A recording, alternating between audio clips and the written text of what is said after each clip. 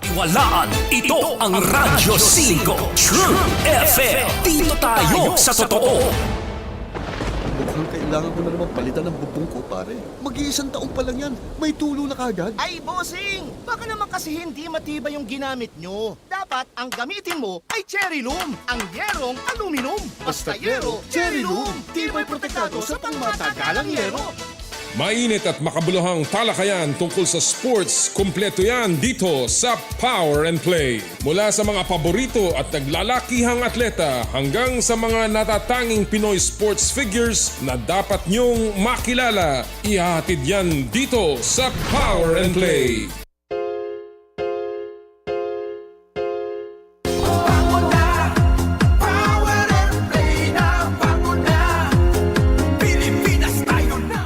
Kapwa ko Pilipino, ipagmalaki ang galing na meron tayo. Ilantad ang likas nating talento at magdala ng saya sa mundo. Sa harap ng pagsubok ay di susuko, para sa pangarap tayo'y porsigido. Magpakitang gilas na at magpapatalo, ipagdiwang natin ang Pilipino. Yan ang Pinoy. Mula noon at hanggang ngayon, talento natin ng bida. Mula sa simpleng bakuran hanggang entablado natin ipakita. May pagsubok man ng Pinoy, pinalalakas ng saya. San man tayo sa pulo, tsumbe, sibay, lakay, amiga. Sama-samang pakita ang galing natin katropa sa kapwa ko Pilipino.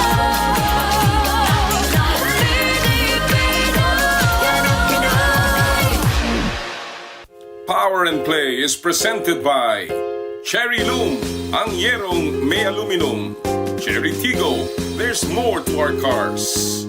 Joyride, ang bago ninyong kasundo. Halina't makinig, talakayin natin ang laro. Gusto mo, pag-usapan natin, ibida ang hilig ng bawat Pilipino na merong taglay na galing. Bangon na! Power and play na! Bangon na! Power and play. Bangon na! Power and play na! Bangon na! Pilipinas tayo na! Bangon na! Power and play na! Bangon na! Bangon na! Bangon na! Power and play na! Bangon na!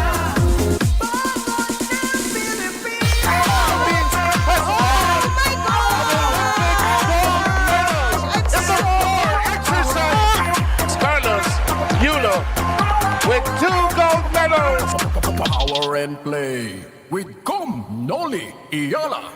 Painit na po ang mga labanan na lalong-lalo na sa PBA kung saan finals na ang ating tutunghayan. Pag-usapan po natin yan.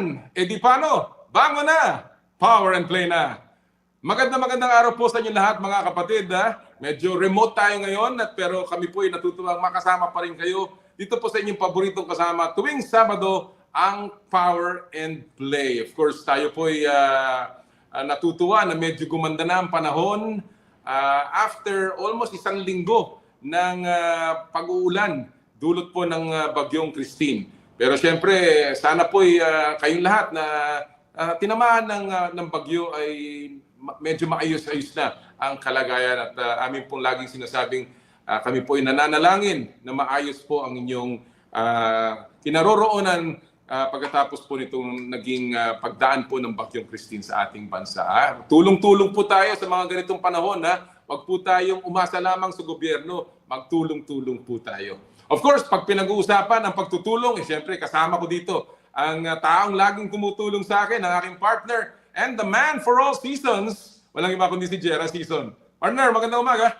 Hi, good morning, partner Noli. Magandang umaga po sa inyo lahat. Tulad ng sabi ni aking partner, yung mga tinamaan ng bagyo, sana po itong 2 oras namin, at kung may oras kayo napapanood kami, makapagbigay kami ng konting aliw at konting pag-uusapan habang malibang kayo sa nangyari nitong this past few days. Ikaw ba, partner, yung mga tanim mo, alam ko naman may mga mahilig ka sa mga halaman at sa mga gardening Hindi naman na napinsala ng bagyo.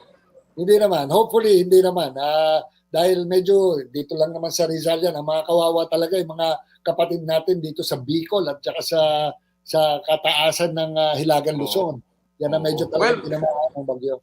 Kaya binabati po natin lahat ng ating mga nakikinig sa atin, mga nanonood sa atin sa 1PH on Signal TV, mga nakikinig po sa Radyo 5, 92.3 True FM, and of course, sa nakatutok po sa Facebook Live ng 1PH, Radyo 5 at ng Power and Play. Sana po, kagaya na sinabi ni Partner Jeram, malibang kayo ng 2 oras sa ating pag-uusapan. Marami po tayong pag-uusapan ngayong araw pong ito. Andyan po ang pagsisimula ng NBA season kung saan nanalo ang Boston Celtics kontra New York Knicks sa opening day tip-off, and of course yung Los Angeles Lakers kontra Minnesota Timberwolves. Nandyan din po yung papasok na PBA Finals bukas sa Governor's Cup. Naku, hihimayin po natin mamaya yan, yung PBA Finals between Talk and Text Tropang Giga at ng Barangay Ginebra Kings. Pambihirang series yan, partner, na excite na ako.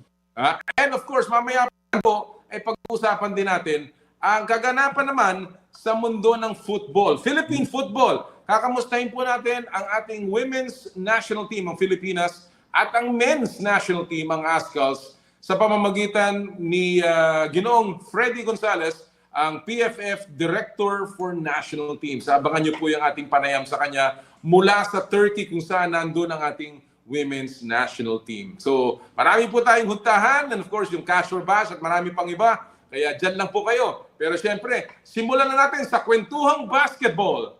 So, what's the score?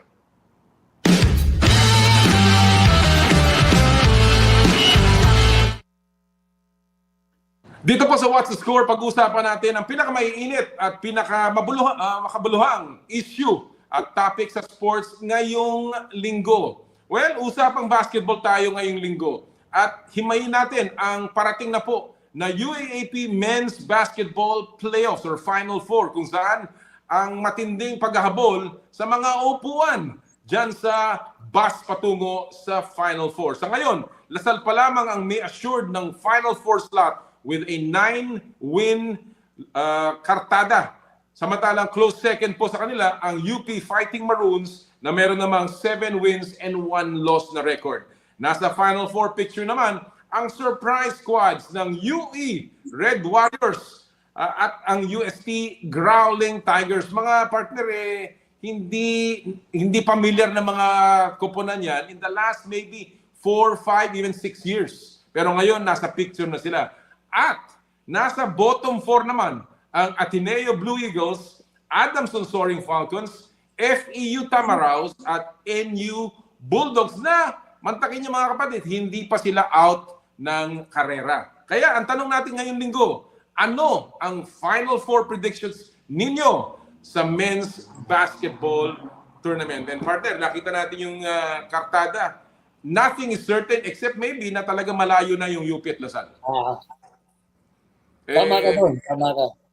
Pambihira naman talaga yung talent level ng dalawang yun. Although alam naman natin pagdating sa collegiate basketball, very unpredictable ang mga laro. Tulad nga na nangyari. Dati talagang palaging number 1 ang Ateneo. Nasa na yung Ateneo. Diba? Talagang nagsishift. Umiikot lamang, and of course, maganda rin ang program and development ng ibang schools pagdating sa kanilang men's basketball team.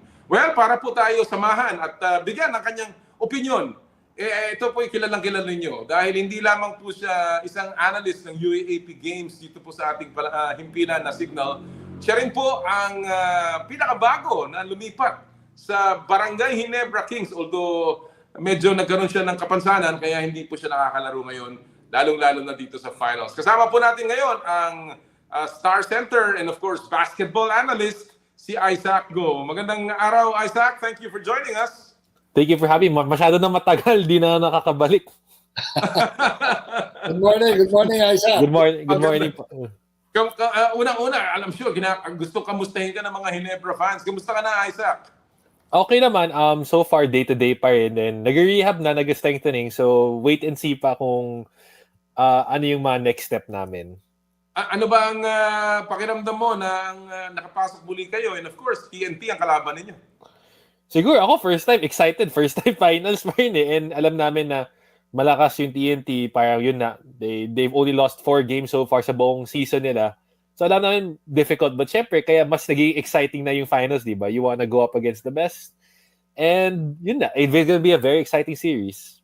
I'm sure it will be. Pero hindi yan po ang pag-uusapan namin ni Isaac at ni partner Jera. Ang pag-uusapan natin, of course, ang UAAP, kung saan nakatutok si Isaac as an basketball analyst. And let's begin, I guess, in the team standings where you see 2 of the 8 teams na parang head and shoulders above the rest of the field. Ito ang De La Salle University at ang UP Fighting Maroons.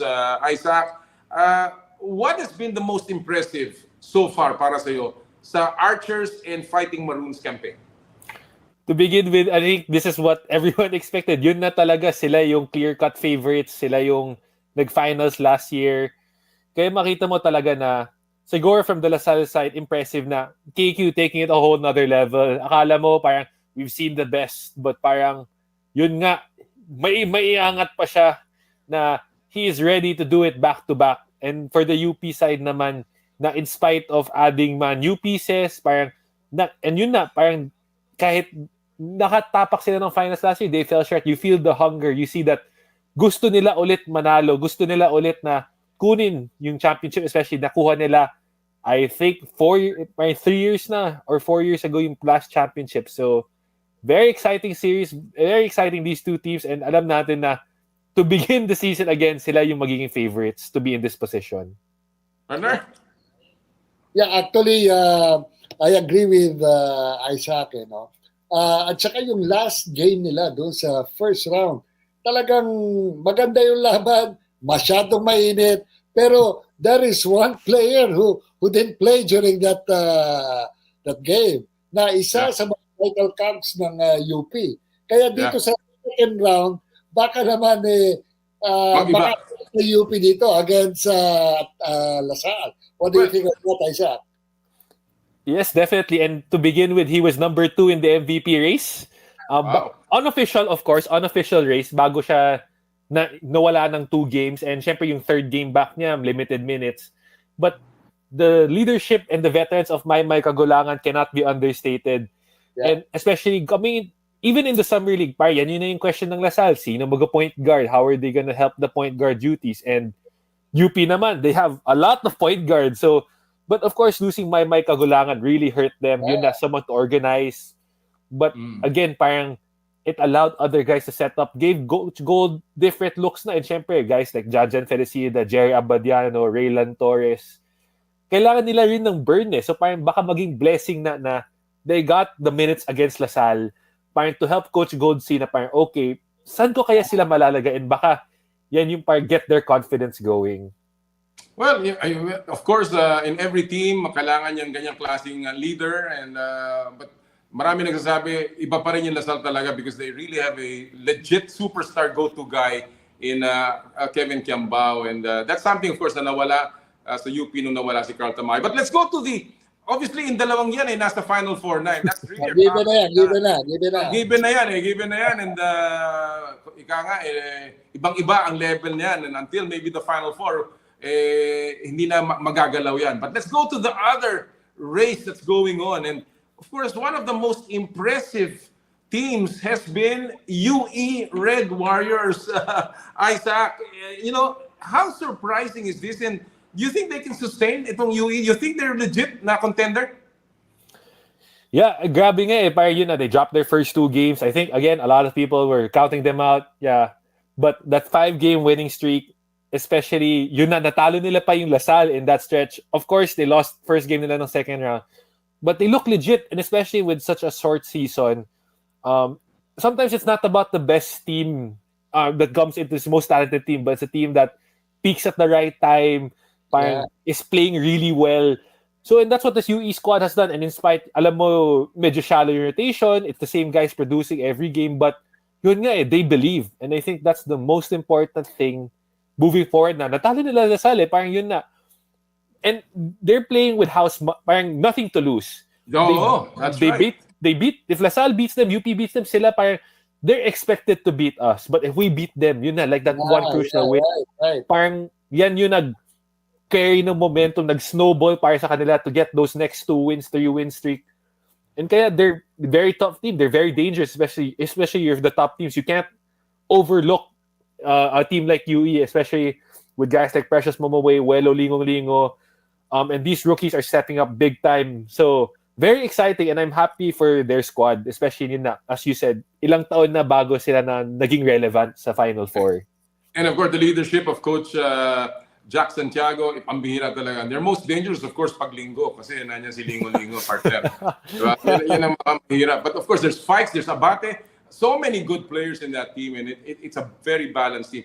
Let's go to the next one na naghahabol ng race, which is yung UST Growling Tigers. Partner, alam ko na that is your alma mater, ika nga eh. Pero, they had they had a fiery start. All of a sudden, they've lost the last 3 games and they've dropped to 4-6 in slightly above the rest in 4th place. Your thoughts there, Isaac? Nawawalan ba? Nawawalan na ba ng unpredictability itong UST at nadidepensahan na sila? I think people fail to understand yung difficulty na to all of a sudden revamp a program and yung adjustment period. Yung first year, Coach Pido step in, waiting for the recruits to come in. Tapos ngayon, pumasok na sila. Adjustment period na naman yun eh. And I think malaking bagay na that the Motong Kara missing 1 game really, again, affected. But at the same time, yun na. I think UST now, after making the finals, yung season 82, medyo uncharted waters. They're trying to still figure it out. And they're still playing very well. Parang yun na. 4-6 last 3 years, medyo mahirap natalo. But parang you're seeing the improvements. Motong Kara's been that force for them. You're seeing the plethora of players that Coach Pido has na parang sa sobrang dami na, paminsan, ang hiyap balanse yun eh. Sa sobrang dami that they have guys like Jello Crisostomo, Jeremy Robinson, Mark Lemit. Ang dami. Ang daming pwedeng puntahan. But the addition of Forsky Padergao, in spite of his struggle shooting the ball, just having that point guard to take care and organize the team. Nick Cabanyero is still Nick Cabanyero. Kaya malakas pa yung UST. And again, they're still trying to figure out how to play with each other. In such a short season, sometimes, yun na.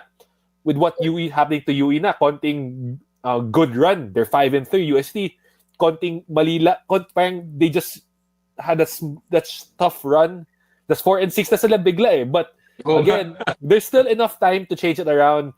This UST squad, very promising. And again, they walk up on the floor. They're just talented as the UP or the LaSalle na very scary sila na kalaban. Actually, go ahead. If I may add, partner, no, dahil that's my team. Eh. I've been observing them for the past several games na natalo sila. Hindi sila natatambakan eh. Dikit eh. Diba? O dikit eh. Lumalaban eh. Sa 4th quarter lang, hindi pumapasok yung mga shots nila eh. So, it's a little bit of fine-tuning para ma-kwan over the hump. Go over the hump, tama. But they're a very competitive team right now for UST. Kagaya nga na sinabi ni Isaac, talagang, they're adjusting. This is their lack of, I guess, being in that position. Their contender is also bearing down on them. But one thing is sure, remember, this is only the first year of this particular version of UST. Nakakatakot ito as they move forward with Coach Pido Harencio. All right, let's go to the 3 other clubs that are now tied in 5th place and breathing down the neck of UST, including UE. At yan ang sinasabi natin dito, FEU, na merong 2-game winning streak. Ateneo also has a 2-game winning streak. At ang Adamson, however, on a slide with a 4-game losing streak. What are the keys here, Isaac, para sa tatlong team, just for them to make that final push going to the Final Four? Again, when you look at those 3 teams, all of those teams are very, very young. All of these teams rin, malaki yung nawala sa kanila the previous year, kaya medyo ang babata yung naglalaro. So again, as much as they say experience, wala eh, may chance kayo. You don't wanna wait that 1 year, even though people say, and yung maganda na this year, and I think in other seasons, when your record is like this, you're 6th or 7th, last few games, parang out ka na eh. Pero that's what makes this year exciting na eh. Parang may chance pa rin eh. Parang you still have a chance to make it eh. And I guess for them, it's gonna win the important games. Yung mga matchup. This parang yun na, winning, if you're Ateneo and you beat like an Adamson or FEU, not only do you move up, but you move your kalaban down. Unlike versus, example, you beat LaSalle or you beat UP, that's what, angat ka nga, but then it doesn't change. So it's really winning the games that matter. And of course, it's gonna be 5 games na lang eh. You have to be the best you can in those 5 games. Right. I don't know the schedule, sino maging kalaban nila. It's gonna be who's gonna win the games that matter. That might again steal the 3 or the 4th seed in the Final Four. And again, if any of these teams manage to do it, it will be a very, very big surprise for them. Of course, ang major task is you still have to get through those top 2 teams, but still making the Final Four is something that is already such a big achievement. Partner, alam naman natin na ang NU was supposed to be one of those favorites. Minalas lamang at nagkaroon ng injury yung kanilang import. And really, that's the breaks of the game. Correct. I totally agree. Medyo dati, di ba, binibilang pa natin siya sa top 4 ang NU. Top 4, yes. Top 4, di ba? Yung pre-season eh. But unfortunately, things happen. Kaya talaga, wala na. Baka rin mali ako, no? Pero, you never know. But of course, mas mahirap ang kanilang tatahakin ngayon na wala ang kanilang, hindi sila kompleto, ika nga. Now, Isaac, there's a big game coming up, LaSalle, Ateneo, that will happen today, actually. And, that is a huge game for Ateneo. They were given up for loss. I know that is your alma mater as well. And that's why I want to get your thoughts specifically on Ateneo. Do you think meron pang bubunutin? May bubunutin pang Ateneo just to make that final push? Meron eh. And I think the sentiment is the same year na first year ni Coach Tab na a lot of teams counted us out. People had us as 8 or 7. Parang doon ko na-resonate sa kanila na everybody's counting you out. So what better way to get back at them was proving them wrong. And I think we're seeing improvements na sa team na parang the rookies are starting to get a feel for the game. We're starting to see little improvements, and they may seem minute, but again, these are rookies. This is a very young team. And of course, Chris Kuhn, after missing the few games with the ankle injury, getting going. You see Andrew Bongo taking on steps forward, Shantuano getting more discipline. And yun na eh, Ateneo LaSalle.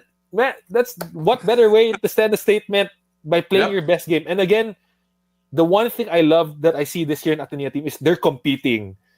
Even parang you see the fight, you see their willingness to parang gustong-gusto talaga nila manalo. Sometimes again, experience, the talent, di kaya eh. But even 4th quarter, kahit paminsan tambak yung laro, nakita mo nagko-compete pa sila eh. So they're hungry. They're a hungry squad. And sometimes again, once the shots falls your way, once you get a few lucky breaks here and there, they're ready to take advantage of that. So very exciting. And if you're LaSalle, you want to send a statement once again. At gusto mo i-bound. Gusto mo i-bound natin. You want to kick them out. Tama. Oh. Yeah, you want to kick them out. And what better way to treat the LaSalle community by knocking down Ateneo once again. Absolutely. Okay, before I let this segment go, there is of course that last 2 slots. Binibigyan na natin ang first 2 sa Ateneo, sa UP at sa LaSalle. Partner, Isaac, sino sa tingin nyo ang last 2 slots dito sa Final Four? UE UST is now 3 and 4. Tablang FEU, Ateneo, and Adamson. Isaac, what do you think? Gusto ko talaga sagutin, but again, as an analyst, parang gusto ko rin, parang I don't want to influence the people talaga. I want them parang to enjoy. Yun na, to enjoy the thrill of the race. Bis baka sabihin nila, uy, si Isaac pumili na, malamang tama na yan eh. But I want them, I'm sorry, Kom, but I think fair enough. For the fans to enjoy. Especially, yun na, I think best even NU. Again, it may be a Hail Mary out, kailangan ng Grand Slam home run. But even NU has a shot of making that number 4. So parang this break na, in spite of the... Ito tatanungin si Isaac. What do you think is the safe number of wins? Yan. Nasa 5 na ang UE. I think in previous years, it used to be 7. If you can finish 7 and 7, usually you're safe. Safe ka na. But with this year, maybe even 6 might be that magic number depending on how the schedule plays. It's usually 6 to 7 is the magic number. All right. Well, one final question here, partner. Alam natin na UP and LaSalle are, sabi ko nga, head and shoulders above the field. Isaac, is the finals a foregone conclusion between these two teams? If you asked me at the start of the season, I probably would have said yes. However, with the way the teams are playing now, and especially that upset, when UE pulled off that upset in LaSalle, parang may chink in the armor eh. Will teams be able to capitalize on that? Kaya mas na-excite na ako na you never know in this situation, especially yun na walang sweep, walang outright finals. Things can happen in a 2-game series and a knockout series. Right. Well, partner, UP LaSalle, tingin mo? Well, I'm not an analyst for UAAP, so I can give my piece. I guess it will still be UP versus LaSalle for the finals. And hopefully, again, for the Final Four, I think it will walang pagbabago. It will include UE and UST. And that's what makes this league so exciting. Dahil ang daming permutation, ang daming nagbabago. Yeah. And I agree with you. I think overwhelming yung UP LaSalle finals. I think that is something that the other teams will have to knock down talaga just for them to get out, to get that matchup out of the finals. But I think that is going to be the logical pathway unless somebody picks it up. And then I think in the last two slots, I think UE is playing very well. Ang UST is on a slide. I have a feeling that hindi pa yun ang final composition. And I think there might just be some changes that might be a surprise to many of the teams. Let's see. At napaka-exciting ang labanan sa UAAP. Isaac, maraming salamat. Good luck sa Ginebra. Even though you're not playing, alam ko naman na kasama ka sa spirit and sa pagdarasal ng Ginebra. And we wish you all the best para sa yung team sa finals. Thank you. Thank you very much, Isaac. Thank you. Yan po si Isaac Go, mga kapatid. Of course, basketball analyst. Player ng Ginebra. Pero kita nyo naman, talagang alam na alam niya nung sa UAP. And partner, talagang ang hirap i-predict. No? Ang hirap itong labanan. Kaya naman, buhay na buhay ang UAP. Correct. Kumbaga, parang lottery ticket doon sa last two sa Final Four para sa akin, no? Para alam natin na lamang ang UE at saka UST, pero may lottery ticket pa doon sa nasa dulo. Naghahabol. Kumbaga, naghahabol talaga. Tingnan natin at abangan niyo po mga laban. Of course, mamaya, Ateneo, LaSalle. Nako, another great battle. Malay mo, makasilat. Rival. Malay mo, di ba? And that will, malaking boost niya sa Ateneo kung mananalo sila, di ba? So, abangan po natin mamaya yan. Alright, bago tayo mag-break, isa muna pong paalala sa ating mula sa ating mga kaibigan sa Smart. Puso Pilipinas is a movement to celebrate the Filipino athlete powered by Smart. Follow them on Facebook, Instagram, Twitter, and YouTube. Get a chance to win exclusive Puso Pilipinas merch by sharing their Facebook page in your social media accounts with hashtag Puso Pilipinas. The Giga Life app is the latest mobile app from Smart that lets you discover and enjoy your passions with a different Giga promos. It can be downloaded and used by Smart Postpaid, Smart Prepaid, Bro Prepaid, and TNT subscribers via the Apple or Google Play Store. What can the Giga Life app do for me? Check your balance, monitor your current subscription, top up using debit credit card, subscribe to the latest Giga promos, monitor your data consumption, auto-detect your mobile number when you are connected to Smart Network, one-tap subscription to the most popular offer, Giga Video 99. And of course, Power and Play is powered by Smart. Live more today. Sa amin pong pagbabalik, Cashier Bash Time at ang ating mga bisita ngayong Sabado, ito po ang Power and Play. Hatid sa inyo ng Cherry Loom, Cherry Tigo, Joyride at ng Shakey's. Shakey's Pizza. There's nothing like Shakey's. I dare to dream big. To be a voice of my generation. To inspire resilience in the face of roadblocks. And in sharing my stories, I let others share in my passion.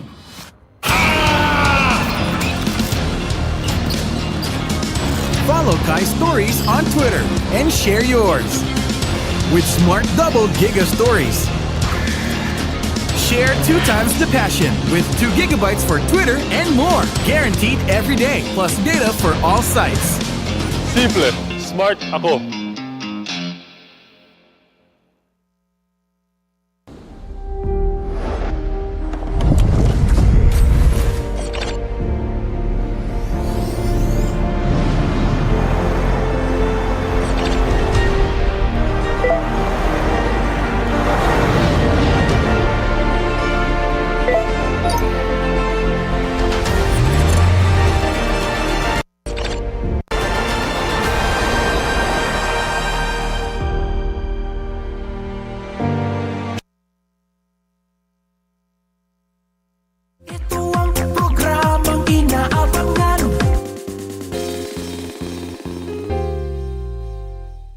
nangunguna bilang news.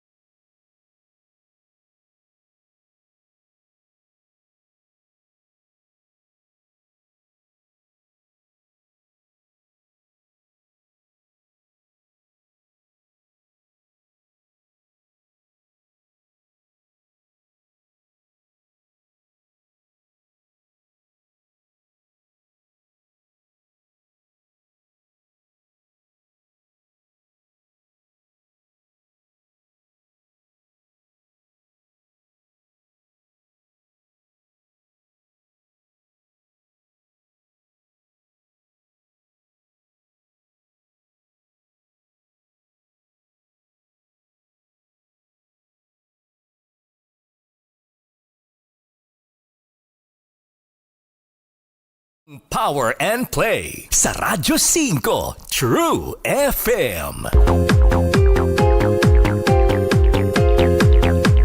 At muli po nagbabalik ang Power and Play. Pambihira, partner, no? Halos katapusan na naman pala ng Oktubre. Talagang ilang araw na lamang po, Pasko na. Handa ka na ba, partner? Ay, dito muna tayo sa Undas. Oo nga, Undas. Although nakikita natin, dami ng mga Christmas decors all over the malls. Kaya nga eh. Tsaka Halloween. Halloween muna. Halloween ang Halloween ating Halloween muna. Bago natin po pag-usapan ng mga nakakatakot, nakakatuwa. Gusto lang po namin, of course, i-introduce, of course, ang patuloy na pamimigay ng premyo ng Joyride sa kanilang Joyride Top Up Promo sa Power and Play. Simple-simple lamang po para makanalo ng 1,000 pesos JR Pay Wallet Credits mula sa Joyride na pwede nyo pong gamitin sa motorcycle taxi, sa Joyride Delivery, Joyride Car, Joyride Taxi Cab at Joyride Super Taxi. Simple lamang po, download the latest version of the Joyride Super App, kuhanan ng screenshot ang inyong app's home screen, ipadala po yung screenshot sa Power and Play FB page via PM, isama nyo po ang inyong buong pangalan at registered mobile number at meron na kayong chance ang manalo ng 1,000 pesos JR Pay Wallet Credits. And of course, hindi pa po dyan nagtatapos ang pagbigay ng premyo ng Joyride. Namimigay din po tayo ng limited edition Aqua Flash na inyong magagamit sa inyong mga biyahe at bakasyon. Simple lang, again, download the Super App, mag-book po ng isang MC Taxi or di kaya Joyride Car or Taxi Cab at kumuha ng isang creative picture kasama po ng inyong driver or rider partner. ipadala nyo po yung picture na yan na may kasamang hashtag of the week sa amin pong Power and Play FB page. At kami po ay mamimili, at kung kayo po ay mamimili, mananalo kayo ng limited edition Aqua Flask. At ito po ang ating hashtag of the week. Hashtag Joyride Comfortable or Comfortable. Ika nga. Hashtag Joyride Comfortable. Isama nyo po yan and abangan nyo ang ating announcement mamaya. Alright. At this point, of course, patuloy po natin tinututukan, partner, ang mga aksyon at laro ng number 1 na collegiate Women's Volleyball League sa ating bansa dito sa ating Shaky Super League Corner. At dito po sa Shaky Super League Corner, of course, ang patuloy po nating pagtutok sa laro po ng Shaky Super League Collegiate Preseason Championship. Again, ito po ay nagsimula noong September 27 hanggang November po to sa Rizal Memorial Complex. Watch and witness the top 18 volleyball teams from the UAAP and NCAA. Feel the thrill, the spikes, the blocks, and the unstoppable energy. Join us as we bring you every serve, every set, and every sensational moment live. Abangan nyo po ang mga laro ng SSL Preseason Championship sa Facebook, sa kanilang Shaky Super League page, sa TikTok, at sa YouTube. Games will also be live in Smart Live Stream app, free and open to all networks, also available on Smart Sports and Puso Pilipinas. And partner, nasa round 2 na tayo sa Shaky Super League. Well, by the way, na-postpone yung laban po noong Biyernes dahil nga sa ulan, dahil sa Bagyong Christine. At nagkaroon po ng announcement ng Shaky Super League na yung pong tickets for October 25 can be used for entry to attend the matches on either October 26 or October 27. Ayan partner kung ikaw manonood ka sana, pwede ka manood bukas. At saka, maganda yan. So, maganda yan. Hindi nasayang yung kanilang ticket. Tama.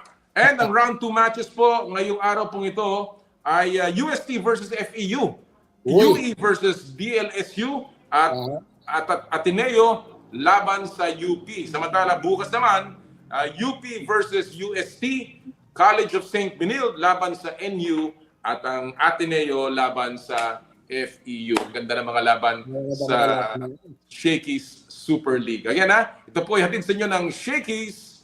There's nothing like Shaky's. And of course, ngayon partner, ready na tayo sa ating paboritong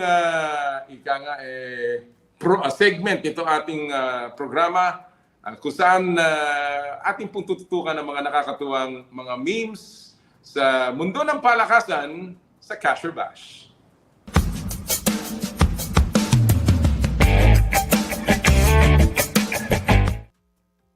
At ang Cash or Bash ay hatid sa inyo Terry Tigo, there's more to our cars. Sa segment pong ito, magpapakita tayo ng 3 sports items. Pwedeng video, soundbites, o quotes na nahahatulan nating cash kung nagustuhan natin at sang-ayon tayo, o bash kung wala namang seal of approval. At ang makakasama natin ngayon, partner, ito ay nakasama natin nung isang araw. Alam naman natin na ang galing mag-analyze itong ating bisita ngayong araw pong ito.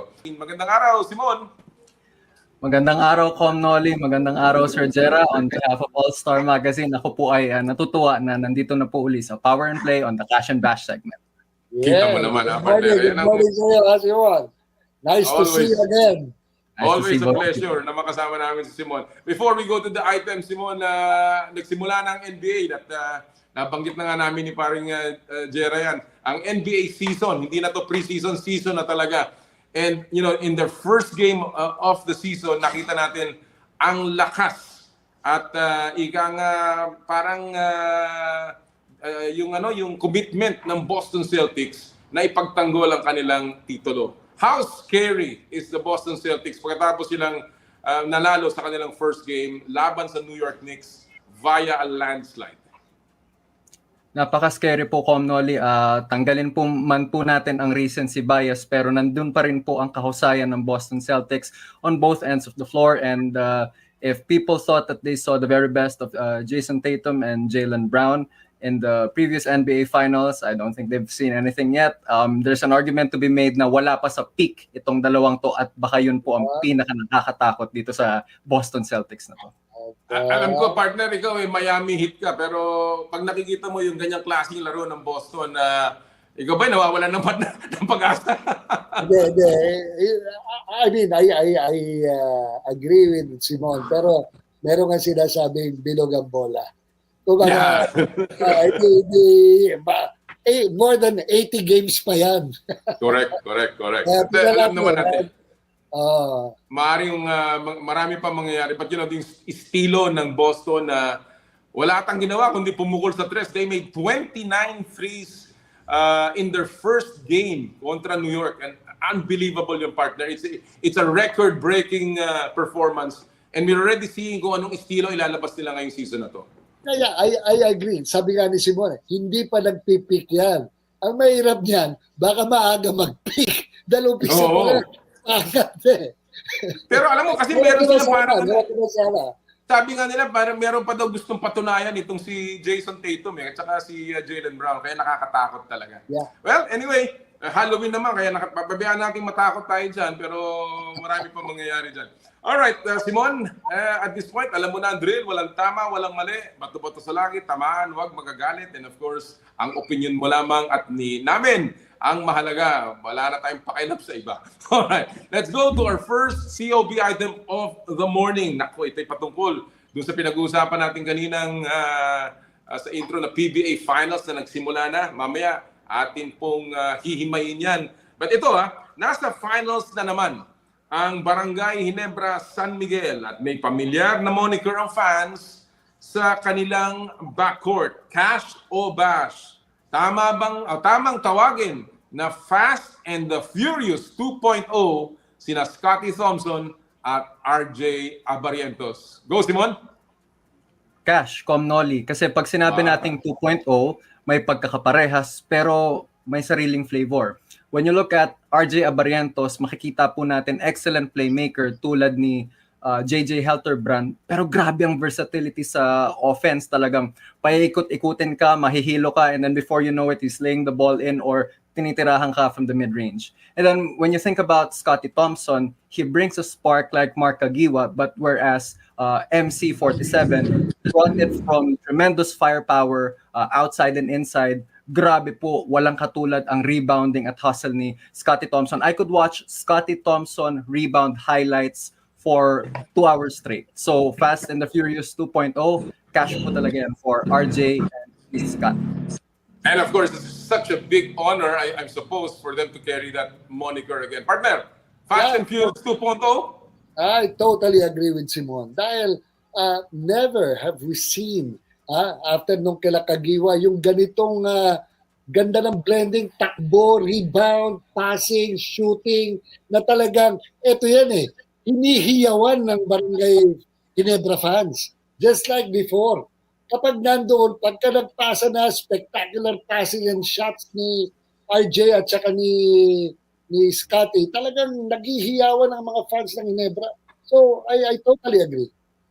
Well, ako, I also agree and may dating at may karapatang tawaging 2.0. But of course, iba naman yung relasyon ni Mark Kagiwa at saka ni JJ Helterbrand. They were also very, very close off the floor. Talaga namang pambihira ang relasyon ng dalawang yon. And that's something that will still be developed by Scottie and RJ. Kapapasok pa lang ni RJ. But again, in terms of lamang yung katangian, talaga nandun. But you remember, ang tawag kay Johnny Abarientos noong araw, the Flying A, di ba? And there, yun ang tawag sa kanya. And now, here's his nephew, RJ Abarientos. Pwede pa rin the Super Flying A or whatever it is. But obviously, we'll have to look for a new moniker. But as of the moment, Fast and Furious 2.0. Not bad at all. All right, let's go to our second COB item of the morning. Halos walang nagbago sa lineup ng LA Lakers. Pero kapansin-pansin na iba ang body language iba yung body language ng Purple and Squad ngayong season. Cash o Bash? Top 4 Western team ang Los Angeles Lakers sa ilalim ni JJ Redick. Go, Simon. Nararamdaman ko na po ang backlash sa akin sa social media. So let's go, Noli. Bash po. I'm very sorry, Laker Nation. Pero kung titignan nga po natin yung roster ng Los Angeles Lakers this season, tulad nga po ng sinabi nyo, halos walang pinagbago from the previous season. And we know from the previous season, poor offensive rebounding team, maraming na ipapamigay na 3-point shots sa mga kalaban itong Los Angeles Lakers. So in terms of defending beyond the arc, in terms of crashing the offensive glass, ganun pa rin po marahil ang magiging problema nila this season. So I think it's disrespectful for teams like OKC, who have solved the rebounding problem, perhaps with the addition of Isaiah Hartenstein, and then Dallas Mavericks, Minnesota Timberwolves, and the Denver Nuggets. I think it's disrespectful for those teams to have any other team displace them pagdating po dun sa power ranking. So, I'm sorry, Lakers fans. Bash po tayo dyan. No need to say sorry. Partner, cash or bash, top 4 team ang Lakers. Well, sa akin, based on the first game against the Timberwolves, it's cash. Pero, pwede pa magbago yan. Ako, sa totoo lang, I was surprised that they led the Timberwolves more than 10 points. At bihira lang lumapit ang Timberwolves during their game 2 days ago. But I guess yung kay JJ Redick and an analyst told during the game na hindi kailangan X's and O's sa kanyang sa trabaho ni JJ Redick. It's more on motivating the players. Siguro yung mga dating coaches ng LA Lakers were not really great motivators to great players because it's now composed really of great players LA Lakers, and that's the number one job now of JJ Redick. How he can successfully motivate. Kaya ngayon, mukhang maganda doon sa first game dahil mabigat ang Timberwolves. Tinalo nila Pero again, sabi ko nga, more than 80 games pa yan. Kaya it's now. All right. Well, ako, I'll have to say, bash din ako. So huwag kang mag-alala, Simon. Magkakasama tayong ibabash ng mga fans ng Lakers. Not because hindi nag-improve ang Lakers. I think they did. And I have high hopes for JJ Redick. Sinundan ko ang karir niyan. Matalino, magaling, very eloquent magsalita. He has a lot of passion in his style. But it's just because mas lalong lumakas ang Western Conference teams. And I think that's the reason why I think hindi sila top 4 team. Maybe they will improve by becoming a non-playing team, meaning playoff team sila, top 6. Pero top 4, I don't think so. So I think kulang pa. And you'll never know though, dahil marami pang pwede mangyari during the season pagdating sa trades. All right, let's go to our last item of the morning. Nako, injured at hindi na naman maglalaro ang superstar na si Kawhi Leonard para sa Los Angeles Clippers sa simula ng taon. Taon-taon na lamang, ganyan ang kwento ni Kawhi Leonard, yung minamanage yung kanyang katawan. So, cash or bash, dapat na bang magretiro ang 2-time Finals MVP? Simon, go! Bash po tayo dyan, Noli. Kasi kahit alam natin that Kawhi Leonard has not played 70 games since the 2016-2017 season, kahit alam natin na matagal niya nang iniiwan sa ere yung Los Angeles Clippers pagdating sa playoffs, maglalaro sa first round, biglang may injure, maglalaro sila all the way hanggang sa Western Conference Finals, tapos bigla siyang maglalaho. From a self-centered perspective of a fan, siguro sasabihin ko, mag-retire ka na kasi nakakahiya na yung nangyayari sa legacy mo. But if I take a broader perspective to it, Noli, I think about the Clippers organization, I should say. I think about the local tourism around there in the city of Inglewood. I think about all these other people whose jobs will be affected kapag po nagsuffer yung team ng Los Angeles Clippers at sumadsad talaga yung laro at naglaho na ng tuluyan si Kawhi Leonard. So I think from a broader perspective, more people will be affected and mas matimbang po yung hindi magiging magandang epekto kung si Kawhi Leonard po ay talaga na pong nawala sa NBA. So wag muna, Daklo, bawiin mo muna yung legacy mo because I truly believe in this guy. Alright. Well, talagang they believe in him dahil pinagpalit na napakaraming player dyan. Partner, cash or bash, dapat na mag-retire si Kawhi. Actually, hindi pa. Hindi pa. Pero kung ganyan palagi, dapat mag-retire na siya. Well, ganun din yun. Diba? Hindi, it's really hard to answer, no? Because marami pang gas sa kanyang tank, di ba? Proven yan.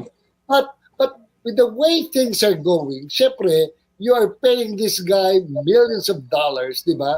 Pero kung konting kibit lang sasabihin mo, hindi pa pwede dahil kailangan ayusin ko muna yung katawan ko. It's more on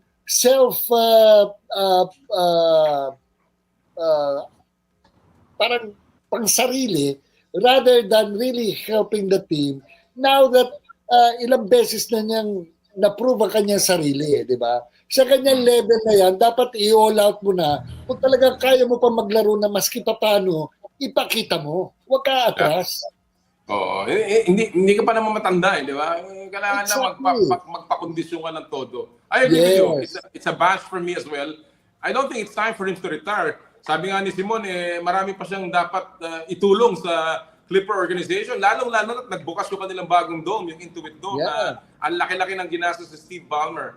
But ako, personally, I think he lacks motivation. I think that if he will not retire, it's time for him to move to another team. I think if he goes to another team, a new environment, maybe a contending team, baka mabuhayan at baka ma-inspire at ma-motivate si Kawhi to get back in really good shape to help that team win another title and another championship para sa kanya. So I think, wag muna mag-retire, but maybe move maybe to another team is always something that I think he should think about. Yeah. All right, pero Simoun, do not move to any other team. All-Star Magazine, of course, is ang ating pong laging susundan. Maraming salamat sa binigay mo sa aming panahon ngayong araw na to, Simoun. Thank you very much, Simoun. Maraming salamat po, Comnoli. Quick plug lang because ever since huli po tayo nag-usap, I've been given the privilege to write a weekly column. It's on all-starmagazine.com. It's called Simoun Says. Check it out every Monday and Tuesday, baby. Let's go. All right. Simoun Says. Let's go. All right. Maraming salamat, Simoun. Kaibigan, Simoun Redoblado ng All-Star Magazine. Nasundan niyo po yan sa kanya pong publication. All right. Yeah. Bago tayo mag-break, siyempre, sumilip muna tayo sa mga viral videos at pop culture sa mundo ng palakasan sa Stop and Pop.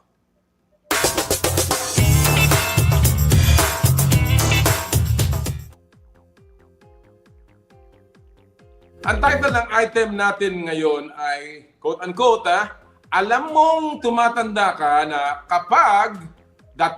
quote-unquote. Partner, parang sa atin nakatutok to. Ito talaga yung mga writer natin si Chester. Okay, alam mong tumatanda ka na kapag nakakalaro mo na yung anak mo sa liga. Panoorin niyo po, pakita niyo po to Parang itong si LeBron James, mga kapatid Sa edad na 30 siya, malapit na mag-4 na po yan. Gumawa ng kasaysayan si The King kasama ang anak niyang si Bronny James. Silang kauna-unahang father and son duo na naglaro sa kasaysayan ng NBA. Isa na namang history-making moment para sa tinuturing na marami na greatest of all time sa Stop and Pop. Grabe, no, partner? Tayo lang, yung makalaro natin yung ating mga anak sa golf, nakakatuwa na Ano pa yun? Oo, totoo yun. Diba? At the pinnacle of your success at saka sa the biggest league in the world. Grabe, nakakatuwa na nagkasama yung mag-ama. Alright, mga kapatid, when we come back, pag-uusapan po natin ang PBA Finals ng Ginebra kontra TNT. Ito po ang Power and Play. Atid sa inyo ng Cherry Loom, Cherry Tigo, Joyride, at ng Shakey's. There's nothing like Shakey's. I dare to dream big. To be a voice of my generation. To inspire resilience in the face of roadblocks. And in sharing my stories, I let others share in my passion.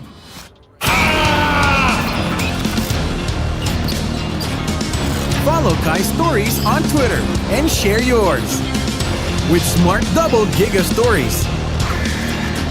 Share 2 times the passion with 2 gigabytes for Twitter and more. Guaranteed every day, plus data for all sites. Simple, smart ako.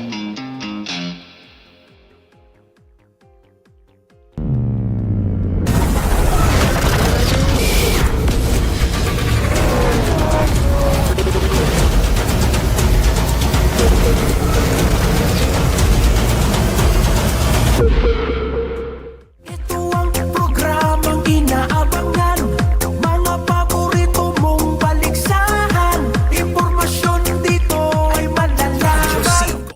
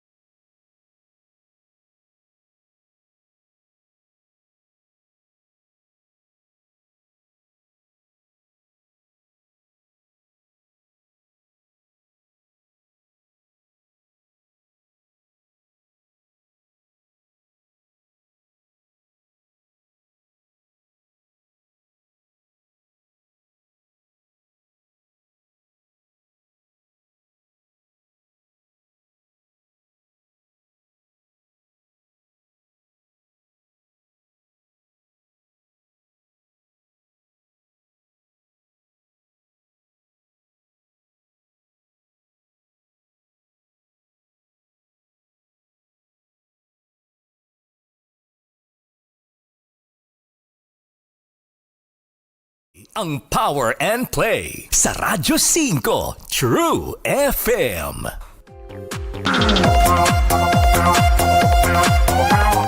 Muli po nagbabalik ang Power and Play ngayong umagang ito. Gusto lang aming patiin, of course, lahat ng ating mga suki.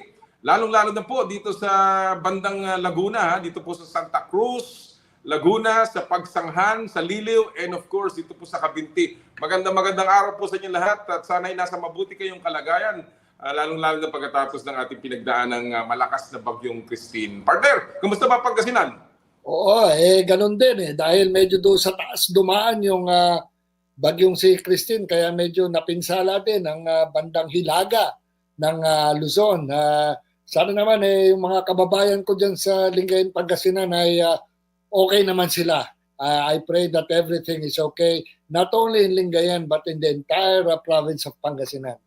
Oo. Well, ganyan talaga Sana nga although maganda na ngayon ang panahon, sana nga lalo pang ika nga maayos ang ating mga suki. By the way, syempre, bago po tayo magpatuloy, gusto lamang namin din magpasalamat sa lahat naman ng mga tumutulong po sa ating programang Power and Play. Going on our 7th year, and syempre hindi po ito mangyayari kung wala ang ating mga mababait at ika nga matulungin na mga sponsors. Of course, unahin ko po muna ang Cherry Loom, ang yerong may aluminum sa ganitong babago-bagong panahon, mga kapatid. Sobrang init tapos biglang uulan, kailangan natin ng matibay at protektadong bubong.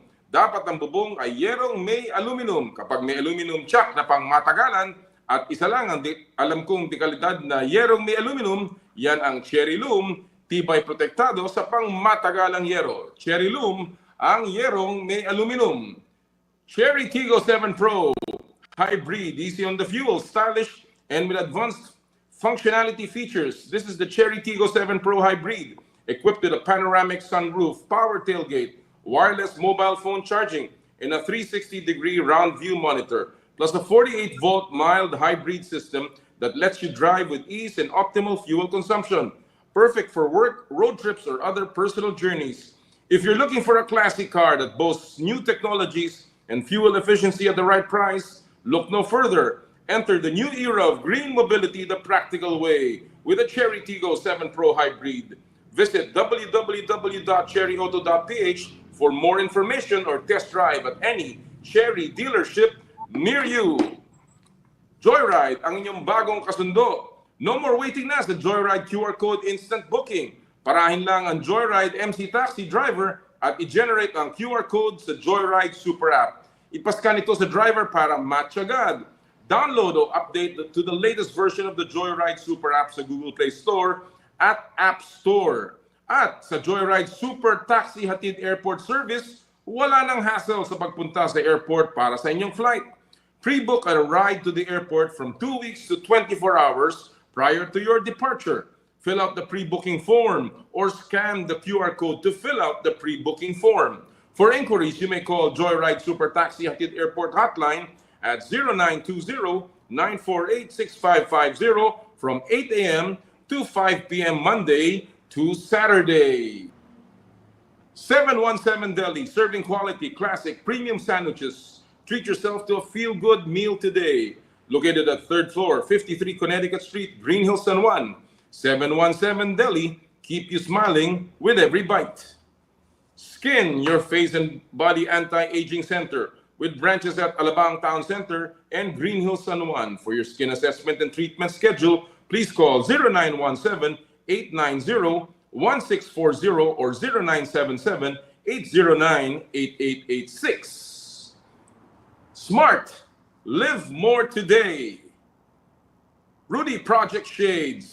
Get ready for a game-changing partnership. We proudly welcome Rudy Project, your go-to for premium sports eyewear and gear. Elevate your performance and style with Rudy Project. Akari Lighting. Shakey's Pizza.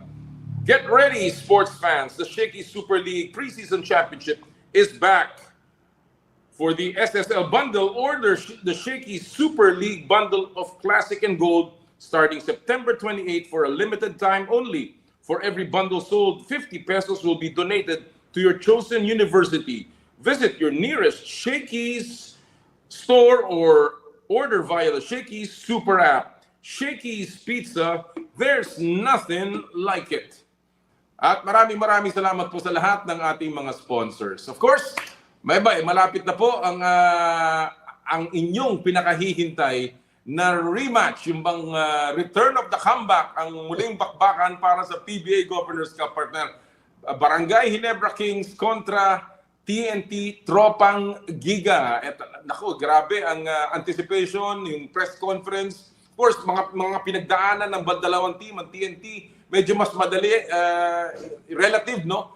At yung Ginebra, talagang napahirapan pa ng San Miguel Beer. And pambihira itong series na to, partner. Actually, tama ka dyan, partner. Alam mo, for all the PBA fans and even yung mga basketball fans, no, na nanonood ng mga iba-ibang torneo sa Pilipinas, ito ngayon ang inaantabayanan nila. Ang laban ng Talk and Text versus Ginebra. And of course, maraming dapat pag-usapan dyan, partner. Oo. Siyempre, alam mo naman, alam mo kung yung mga sports fans, no, na nagbabasa ng ating mga sports pages, no, sa mga leading dailies and even the tabloids, talagang nandoon lahat yung mga drama or the story behind these finals between the coaches, yung pagpalit ng mga players, yung matchup ng mga players, lahat nandoon leading towards the championship for tomorrow. And of course, alam natin yung sinasabi na aking partner, Ginebra, nagpalit po ng mga player and yet they're back in the finals. On the other hand, ang TNT is the defending champion ng Governors Cup. At para po himayin ang ating PBA Finals ng Governors Cup, well, makakasama po natin ngayon mga veteranong analyst ng PBA. And of course, talagang nagko-cover ng laban sa Governors Cup. Walang iba kung hindi si Coach Jude Roque at ang veteran sportscaster na si Carlo Pamintuan. Thank you for joining us sa Power and Play. Magandang araw din, Com Noli. Again, thank you for having me once more in your program. I'm sure madami na nakikinig ngayon. Kasama rin natin si Jera Season. Good morning, Coach. Good morning. Hello, Sir Jera. Good morning. Good morning. Mukhang magandang talakayan itong pag-uusapan natin dahil Yes. sabik na sabik ang mga PBA fans dahil dalawang kupunan na talaga sikat ang maglalaban para sa championship. At saka of course, alam mo yung bang narrative na ito ang isang flagship team ng PLDT or MVP group at yung isa naman yung popular team ng San Miguel group, no? So again, that kind of layout, that kind of background dito sa finals na to. So let me begin with that, Coach Jude. Ano sa tingin mo ang magagandang narrative storylines na pwedeng sundan ng ating mga fans dito sa series ito? Well, syempre, unang-una dyan, Com, yung kagustuhan makabawi ng Barangay Ginebra kay RHJ. Uy. Dahil ito lang yung alam kong pagkakataon na nabigo si Justin Brownlee nung Governor's Cup last season, and it was at the hands of TNT and RHJ. So ito'y golden opportunity for Ginebra to get back at RHJ and TNT kung mananalo sila this conference. And of course, you're talking about yung huling pagtatagpo nila sa finals noong Governor's Cup last year, season 48 yan, partner. Ewan ko kung natatandaan yung series yun, partner, pero again, that was very hardly fought. Talagang matindi ang bakbakan doon at of course, namayagpag doon ang TNT. Partner Jera, when you talk about that series, although masasabi natin pareho pa rin si Ronde Hollis Jefferson at saka si Justin Brownlee, pero yung sa mga locals, medyo, of course, alam natin na wala na si Stan Hardinger, na wala na si Stanley Pringle. Yeah. May mga pumalit na mga bagong mukha sa Ginebra, particularly Stephen Holt at saka itong si RJ Barrientos. I see. Yet, andyan pa rin ang Ginebra sa finals. Dahil mukhang maganda ang in all fairness, no? Katulad nga ng nabasa ko sa column ni kaibigang Homer Saison, di ba?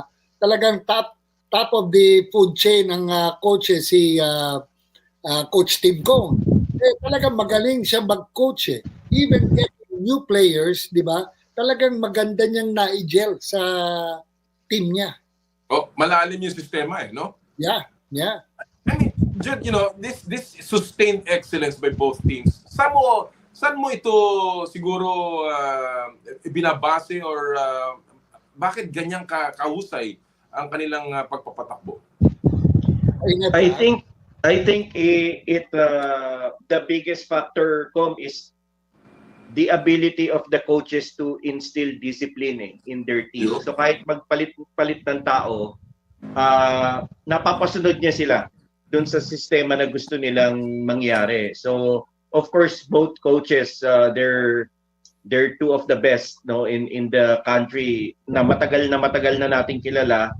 They command respect from their players, no, and kung titignan nga natin yung Barangay Ginebra especially, ang laki nung difference nung team nila ngayon without C-Stan, because C-Stan is such an imposing post player. Yun nawala sa Ginebra ngayon Pero kaya nung umpisa parang nag-struggle yung Ginebra because they had to adjust, no? Ang laki nung nawala sa kanila. But now, even without a stable post game, successful pa rin yung Barangay Ginebra, even with a very different kumbaga dynamics ng local players nila. So I think it's because of the discipline na nabibigay ni Coach Tim. Let me go to that then sa mga numbers. If we break down the series, partner and Coach Jude, when you look at this series, and again, papasalamat tayo kay kasamang Fidel Mangono ng head PBA statistician na nagbigay sa atin ng mga numbers of this particular finals. It's really offense versus defense, partner. Ang TNT is the #1 defensive team at ang Ginebra is the #1 offensive team. So, nung sinasabi nga ni Coach Jude na nawala si C-Stan, nawala yung post-up player nila, no? Of course, meron pang iba dyan na alam natin na nakakatulong sa kanya. Pero mukhang napalitan ng opensa ng Ginebra because Ginebra now, being the number 1 offensive team, leads the league in total field goals, 3-point field goals, including perimeter points. So talagang pambihira ang transformation nitong team na to, Jera. What do you think? Ito bang pagpasok nitong almost 3-guard combination, ito yung parang nagbago sa kanilang sa takbo ng team ni Coach Tim Cone? Actually, I don't know if Coach Jude would affirm to this, no? Dahil yung mga nakuha nilang bagong players, maliban sa may perimeter shooting, di ba? They are good passers. Kaya bumubuka talaga yung threat, yung offensive threat. Tapos nandun pa yung isa na magaling mag 3-point shot, yung si Ku. Oo. Oo. Kaya bumubuka yung depensa, tapos magaling pang mag-cut. Kaya it really makes a very good offensive team right now, ang Ginebra. Because Jude, we've seen this three-headed monster ng Guardia, no? Nandiyan minsan kombinasyon ni Coach Tim, si Scotty, si RJ, at si Holt. Minsan naman si Maverick Ahanmisi yung nilalagay niya doon. How has this changed Ginebra's game? Yun, nabanggit ni Sir Jera yun regarding sa passing, no? Because for the system of Coach Tim, no, basically it's the triangle system and it's their passing game. That's been the biggest key kung bakit successful ang offense nila.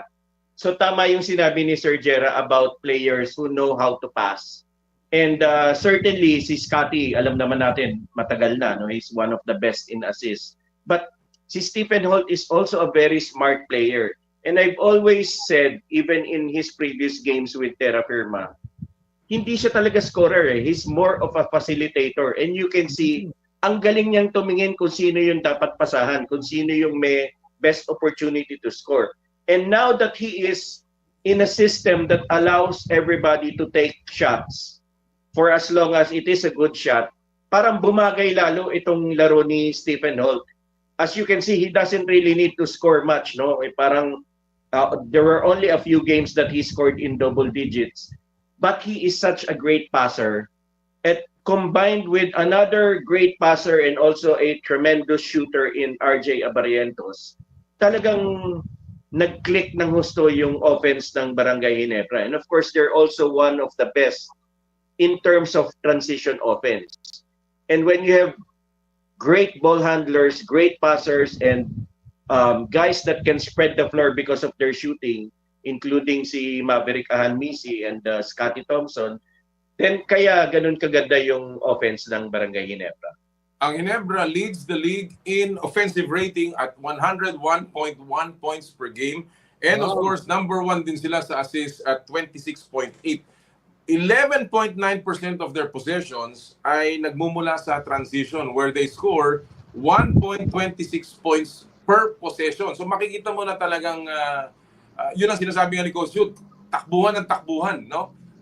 And that seems to be going to be one of the factors that ating titingnan dito. But let's go to the other side, partner.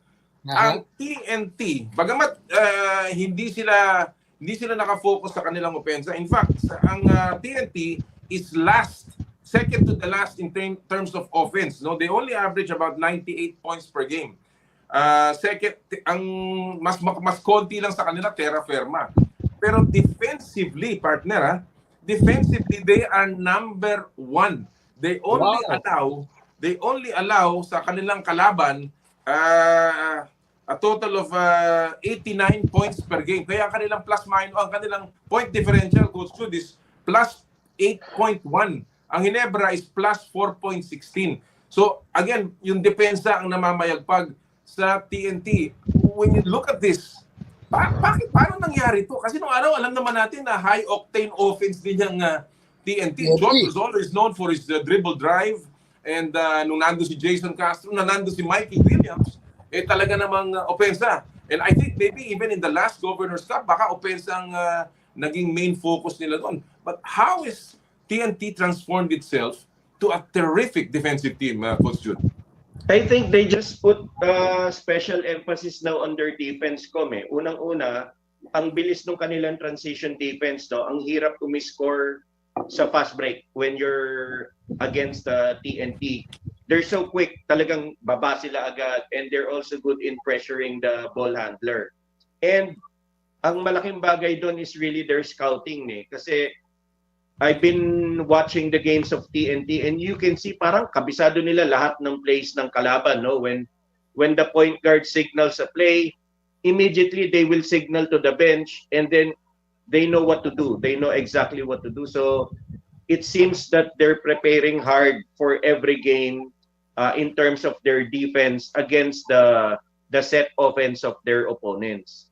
So mukhang nag-i-spend sila ng a lot of time maybe in viewing, maybe in running the plays of their opponents. So kaya effective din sila. Plus they have a lot of quick players now.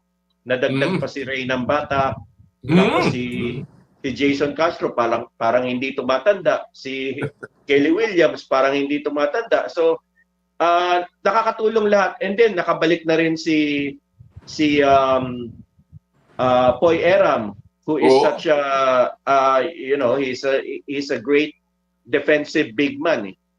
So nakakatulong din 'yon to defend the rim.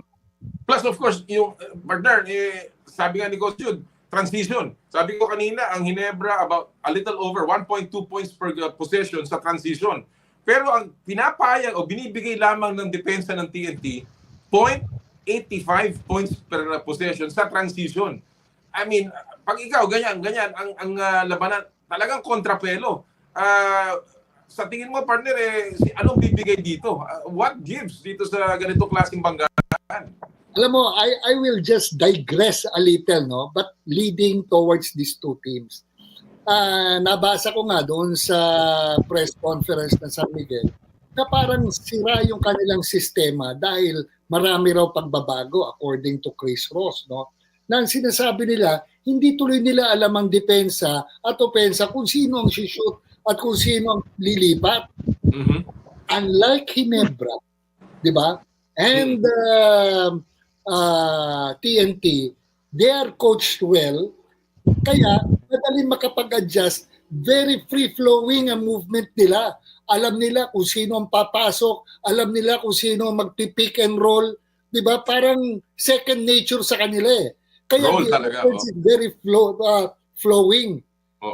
Na yan ang magandang laban ngayon, a clash between, based on the statistics, a clash between a defensive team and an offensive team. Yan ang magandang panoorin natin. And of course, Coach Jude, meron tayong kasabihan sa basketball, offense wins games, defense wins championships. Sa tingin mo ba, this is a truism dito sa seryeng ito?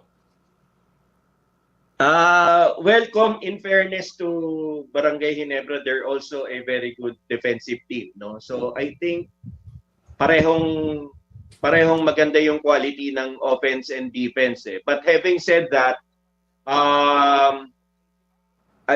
pupunta na ako dito agad ko. Ang pinaka-exciting for me really is the matchup between RHJ and Brownlee. Bakit ko? Kasi unang-una, why is Ginebra right now in the finals? It's really because of Justin Brownlee. He's been playing amazing basketball na parang hindi tumatanda, no? He's had some 40 plus games, hindi ba? And then he will be pitted again with an import that we haven't really seen for a long time, which is an elite defender in RHJ. I mean, this guy has played defense against the best scorers in the NBA, including LeBron James. Kaya napaka-exciting dahil ang tanong sa akin, kaya bang gawin ni Justin Brownlee yung ginagawa niya all throughout this conference against RSJ? Natingin ko si RSJ, that's an extra motivation for him to try to limit Justin Brownlee. Tingin ko dun mauuwi itong series na to, Pome. All right. Well, we're hoping na, well, of course, we're expecting that battle royale ng dalawang obviously best import awardee candidates na nananatili. Oh, by the way, kasama na po natin ngayon na nakahabol sa ating huntahan, sa ating preview. Walang iba kundi ang veteran broadcaster at of course kaibigan natin si Carlo Pamintuan. Magandang araw, Carlo. Thanks for joining us. Hi, Com. Sorry po for being late. I was driving when I received the message, but I So made sure completely makakahabol fine. ako. Alam ko naman na ikaw ay very, kumbaga konektado dito sa series ito. I saw the last broadcast that you did, of course, and you were describing this kind of the finals. Sa boses mo pa lang, nararamdaman ko na yung excitement ng mga fans, Carlo. But, we were talking about the nature of this finals, yung defense versus offense. And again, we always say this, defense wins championships. But as correctly pointed out by Jude, bagamat number 1 ang TNT sa depensa, number 4 ang Ginebra. But in terms of defense, TNT has really been superb. You think that this will be the key, the defense, this will be a defensive series? Or would this rather be a fast-paced game at ubusan ng puntos? Com, I've had the honor of being situated in teams that had either Coach Tim Cohn or Coach Chot Reyes leading the charge. No, so nakikita ko, I had an experience of how they prepare for their own battles. Coach Tim would be the first to tell you that he plays the triangle system largely because it allows them to play the kind of defense he thinks he needs to win championships. So while we may think of the triangle offense as the be-all and end-all nitong si Coach Tim, it's actually the opposite. He will tell you na yung triangle yung napili niyang opensa dahil yun yung pinapayagan nung depensang kailangan nilang laruin. So even if they're just number 4 right now because they've had to outscore their opponents in some situations like what happened in the series against the San Miguel Beermen, fight fire with fire, defense is still the identity of Barangay Ginebra. On the other side, naririnig ko po yung discussion with Coach Jude and I agree with him perfectly. No? Nakikita ng TNT what makes the other team comfortable. Diba? Parang we all saw how deadly the offense was for Rain or Shine in the elimination round. It was a little bit exposed in the series in the quarterfinals against Magnolia that a disciplined defensive team can give them problems. At doon na natin nakita the totality of it, the personnel ni Coach Schott, his investment in defense, what they learned from Rain or Shine in the series against Magnolia, and the pieces that they actually have. RHJ, he is a one-of-a-kind type of import because hindi ka naman makakakita ng import that could get you a triple-double alongside 5 steals and 5 blocks in a game, right? And he does this with 46 minutes. These are outstanding numbers that are once in a blue moon. Kumbaga, if we celebrate Justin Brownlee for doing what he has done since 2016, the same could be said in the few conferences pa lamang nitong si RHJ. He brings something to the table that is very unique. Kaya nga hindi nakakagulat na sila ulit yung magtatapat dito sa finals. Just one quick point in this matchup is that for Justin Brownlee, he is shooting at his very best sa kanyang PBA career in 3-point shooting and 4-point shooting at that. Pero syempre bago yon. But historically, ito po yung pinakamaganda niyang tinitira mula sa 3-point range. And the biggest reason there is because he's had to play more of a 4 than a 3 in a certain for a majority of this conference, no, dahil wala na nga itong si Christian Standhardinger because Japet is their lone big. Kadalasan 4, paminsan 5 itong si Justin Brownlee. And when he is being defended by the other 4s, by the other 5s, they're afraid of getting blown by, di ba? Natatakot silang madrivean agad nitong si Justin Brownlee. So they give him space. And giving Justin Brownlee space makes him so comfortable in taking the 3-point shot. Kaya napakataas po nung porsyento niya. You don't have that with RHJ. If that is the matchup, if it's import versus import, RHJ can face up and take away the 3-point shot while at the same time being agile, being quick enough to stay in pace, stay in step with Justin Brownlee. And that makes this a very unique final series because we might see both teams actually playing away from their strengths because of the knowledge of Coach Tim has and Coach Chot also has with each other's system. Alam nila kung ano yung tinatakbo ng isa't isa. They are actually familiar with the pieces, and that is why this would make for a very interesting finals, in my opinion. Before I leave the Brownlee, Ronde Hollis Jefferson matchup, siyempre kailangan natin pag-usapan dito is yung possible, obviously, voting for the Best Import Award. And at this point, when you talk about these two players, sila na lang siguro nananatili talaga na kandidato because they've led their their teams to the finals. Kaninong boto ang ibibigay mo? Partner Jerry, go muna. Ako, well, it's a very, very tough question actually. Close call eh. Very close close. Oo. Kumbaga sa ako gako ko yan eh. but I guess I'll go with RHJ on this. RSJ. Only because of his overall impact to the team. Yes. Coach Jude, ikaw, anong sa tingin mo? Kanino ang boto mo? Ang hirap ko because both players are just playing super basketball. Of course, si Justin Brownlee is such an amazing scorer.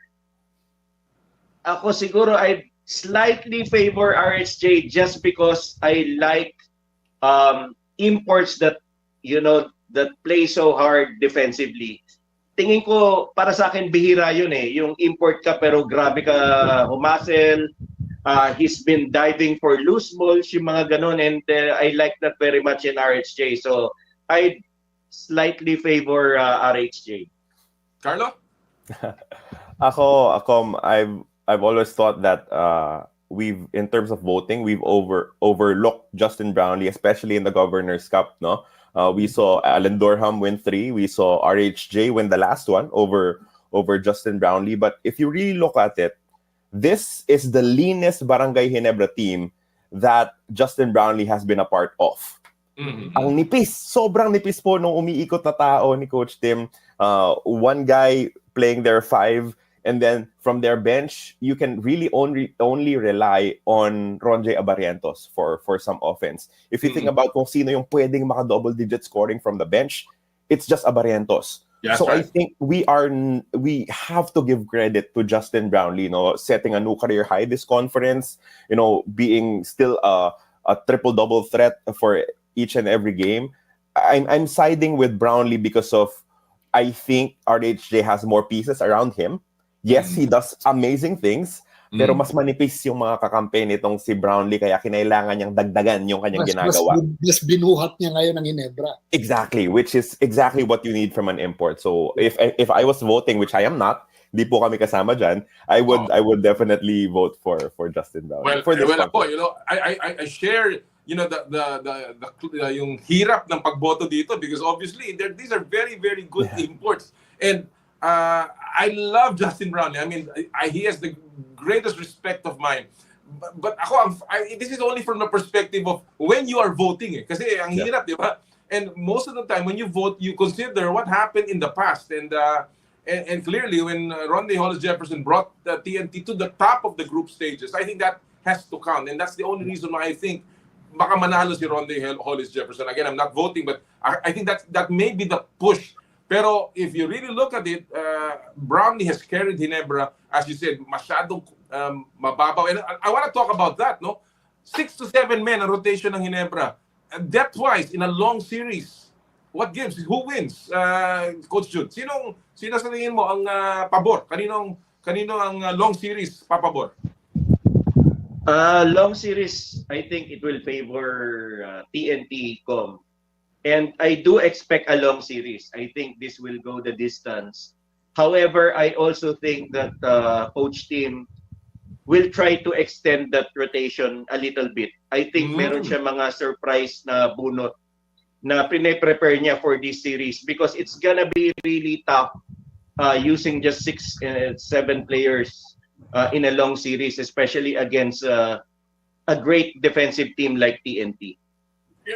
And when you talk about that, Carlo, sino pa ba? Sino pa ba ang pwedeng hugutin dyan sa bench? Of course, we saw Ralph Koo. Sabi nga ni partner Jera, Ralph Koo had a cameo role and he played really well. But nawala na si Isaac Go because nga of injuries. And obviously, they're malalim yan. But we haven't seen some players. Sino sa tingin mo could be a surprise package here for Ginebra, Carlo? In terms of bigs, I don't think there's anyone, right?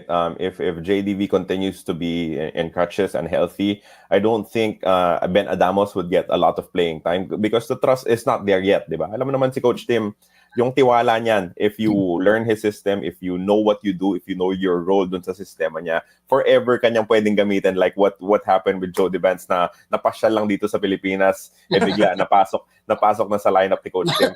Adamos is not there yet, right? Wala pa po doon itong si Ben. Kikita natin na nawawala, nalilito pa doon sa roles niya. So he's being kept in a very short leash.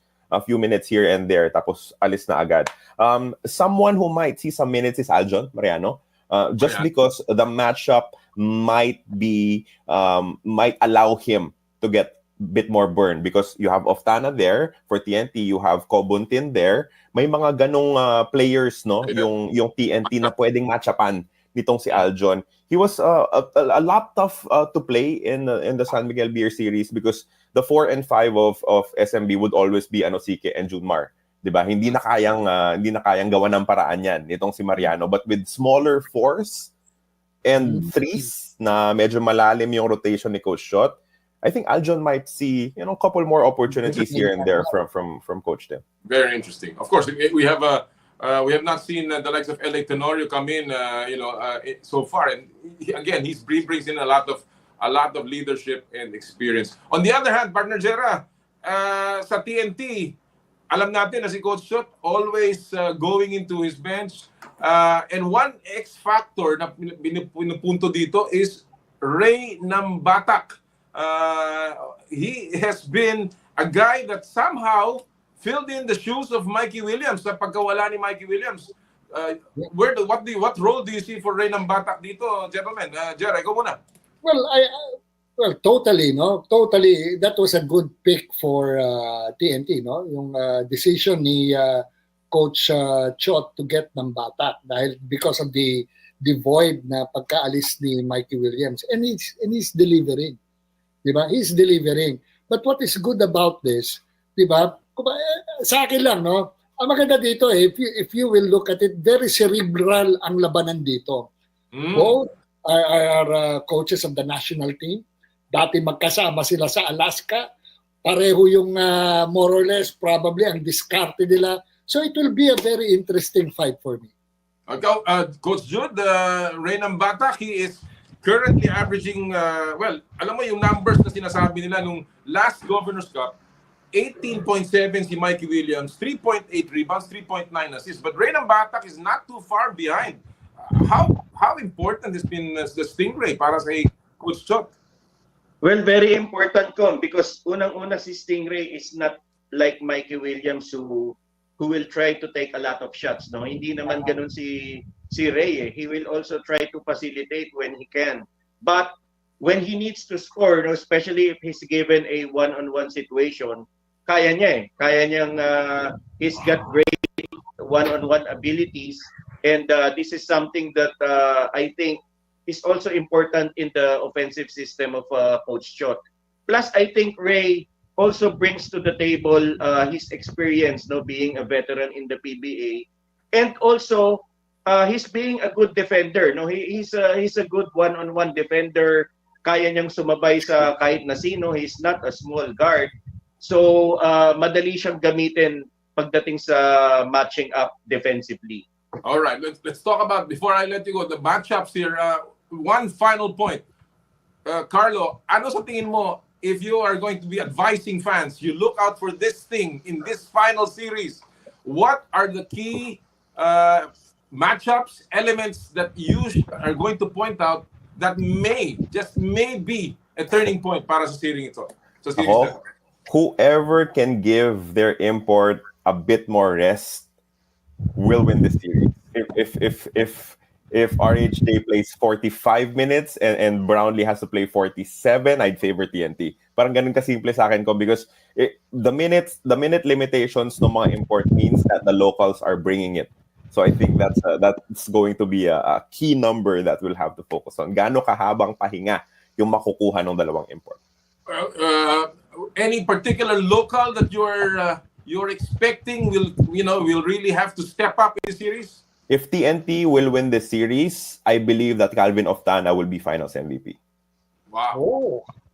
That's of course, alam natin ang kaliber ni Calvin Oftana. Coach Jude, Any particular element, matchup, na gusto mong sabihin sa mga fans natin na abangan nyo yan? Yan ang maaaring maging factor.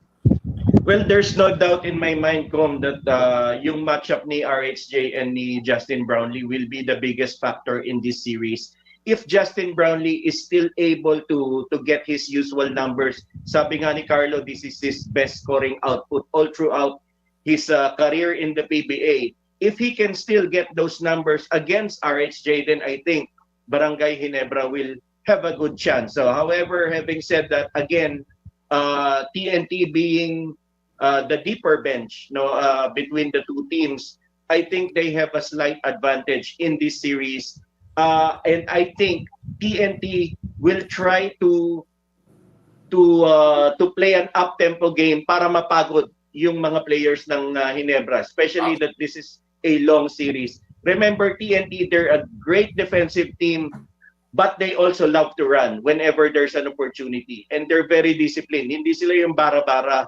Marunong silang tumakbo kung pag alam nila na kailangan tumakbo. Again, game 1 will begin on Sunday, I believe, no? On Sunday. Oh, and sana po abangan niyo lahat ang itong series ito. Carlo and Coach Jude, maraming salamat sa panahon binigay niyo sa amin. Thank you, Com. Thank you, Carlo. Thank you, Coach Jude. Thank you. Grabe yung excitement na dala ng PBA Finals, and we are certainly looking forward to that. Magsisimula na po yan tomorrow, rain or shine. Hindi, natalo na pala yung rain or shine. Rain or shine sa panahon. Pero ang championship, TNT at saka Ginebra.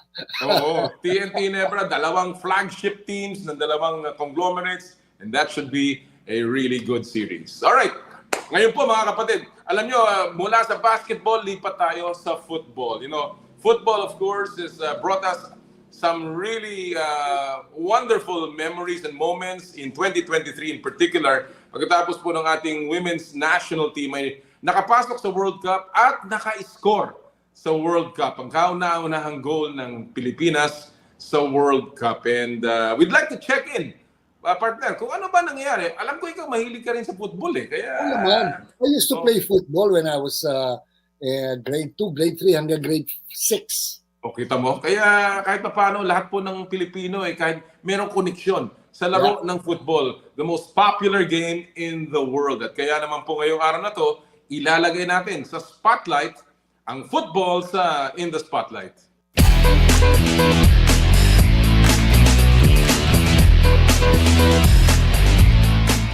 Sa In the Spotlight, mga kapatid, ang makakasama po natin ngayon mula po sa Turkey, mula sa Turkey mismo, on their way to practice, preparing for their matches there, is no other than the Philippine Football Federation Director for National Teams, Mr. Freddy Gonzalez. Freddy, thank you so much for joining us and taking time out from a very, very hectic trip. Maraming salamat, Freddy. Hi guys, kumusta na dyan? My pleasure. Yeah, well, welcome to the show, Freddy. Good that you took time to talk to us and discuss about what's happening right now in Turkey. Well, I guess that's where we can. You guys. That's where we can take off, Freddy. You are now on your way to practice. Can you tell us what's going on with the women's national team there? Yeah, so we're on our way to our match day -1 practice. So our first game against Jordan is tomorrow at 4 p.m. Turkish time. So that will be 9 p.m. Manila time. So for those that want to watch, we'll be posting the links on our socials, and I believe Signal will be showing the game as well. This is the Pink Ladies Cup. Am I correct? Yeah, correct. It's a Pink Ladies Cup organized by Max Sports. Max Sports is a company that organizes international friendlies for some of the best teams around the world, and they're somebody we've been working with the last few months. And hopefully for 2025 as well, they'll be organizing all our friendlies and our tournaments leading up to for next year, which is for both teams actually, men's and women's, will be the Asian Cup qualifying for both. men's and women's, and then the SEA Games at the end of next year. So this tournament right now that you are participating in Turkey is really just a build-up for the bigger tournaments that you are slated to play in for next year. Is that right? Yeah, that's correct. And because what we're doing with what we've been doing with the men's program, where we're overhauling the style of play of the men's to make it a more attacking, up-tempo style of play, we're doing the same thing with the women. So that's what we're using these friendlies for, to get to orient them to the new philosophy of the way we want to play. Okay. Arnar? Yeah. No, I'm taking off from what you told us, that a new philosophy of how to build and run this new team right now. Well, coming from the previous team, that the Pilipinas team, how would you assess right now the level of skills, or should I say, more or less, the competitiveness of the players right now compared to the previous team? Were there some changes? Are there some new players, or it's just a matter of a new coaching system? Well, a little bit of all of that, actually. So the core of the team is still intact. But we definitely have new players like Maz Pacheco, who plays for Aston Villa in England, in basically in the Women's Premier League. She's here with us now. She doesn't have her passport yet, but her passport will be coming in by November. She's already committed to us. So you bring in players like of that pedigree. Of course, it's just gonna continue bringing the level of the Filipinas higher, and then we have other women like Janae DeFazio, who's here. She plays in Portugal, and then we have Alexia Blanco, who's coming in as well, who plays in Villarreal in La Liga. So there's definitely reinforcements coming in, just to continue to build up the level of the team.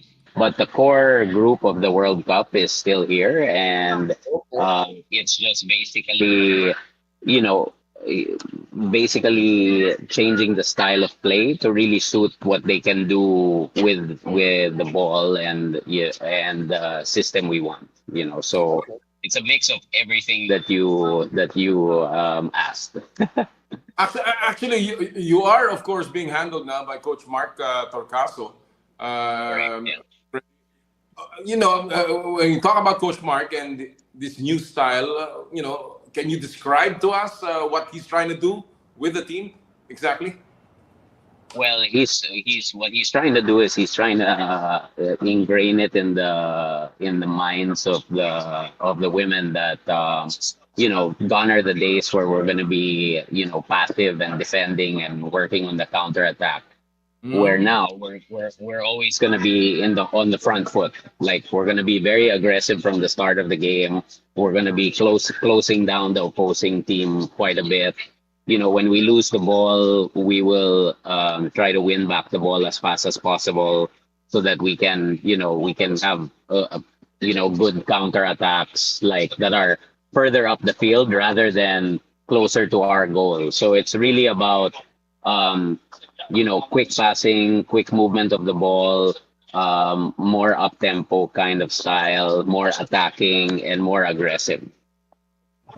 So he's been doing that. He's been doing that throughout the week so far in training, and they've been focusing on those aspects.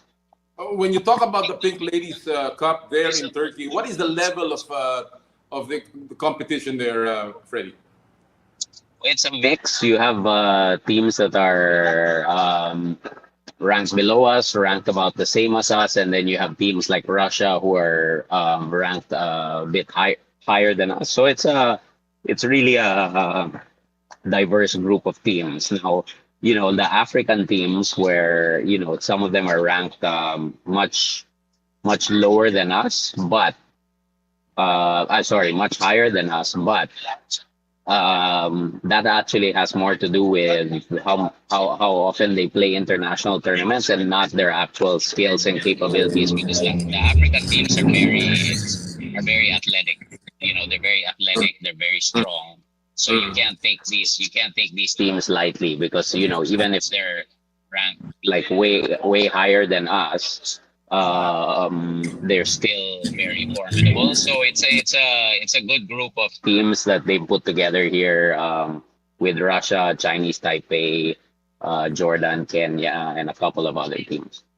But I also read somewhere that the PFF is put together a local, the local program for the national team players, like the Philippine Women's Cup. How significant is this, Freddy, that our national team players are getting the games that they need locally? Well, it's really important because all the players that play for their clubs internationally, they're playing all the time. They're playing week in, week out. Playing 90 minutes with their clubs, and the women that are based in the Philippines in the league there always struggled a little bit, not because their skill level is lower or they're not as good, but because they're just not playing 90 minutes every week and in tough competition. So the women's league now gives them that opportunity where they're playing week in, week out, and against much stronger opposition now. Is it true that this is just a precursor to a bigger league, the Philippine Women's League? Yes, yeah. So this is, I believe this is initially just to determine who will be in the first division, and then they'll have first and second division as well, and it will be longer. And these are all under the auspices of the PFF. Correct. All right. Let's move on, partner, to the Philippine men's team. The first thing, of course, I want to ask is your new coach, Coach Albert Capellas. Well, first of all, Freddy, tell us how you found him, how the process of getting the Coach Albert into the team, and of course, what you like about him insofar as his program is concerned. Yeah, so my relationship with Coach Albert actually started like in around June, where I consulted with a mutual friend in Barcelona about something that I wanted to do with the women's team.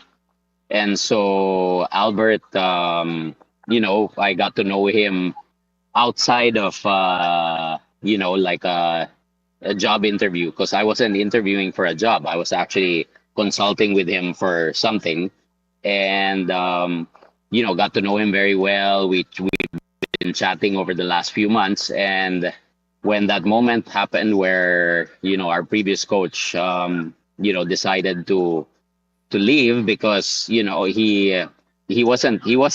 felt that we all weren't happy with the way he was performing, and he wasn't doing what we wanted to do with the team.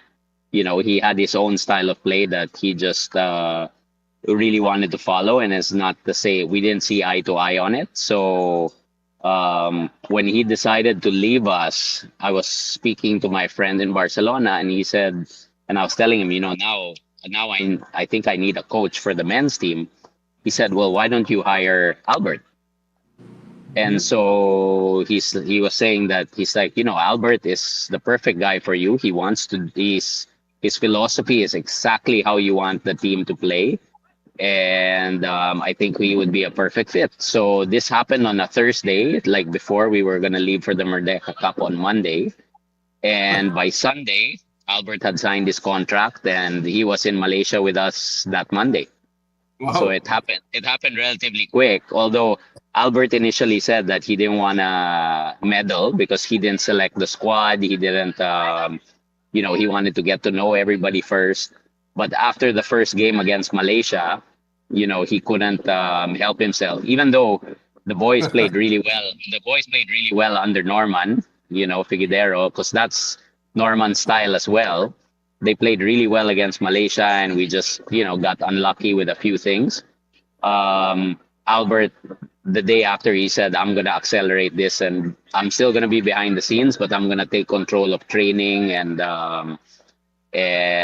just the way we're going to play now. And you saw that in the next game against Tajikistan, where 2 days of training with Albert, it's like the team transformed, overnight.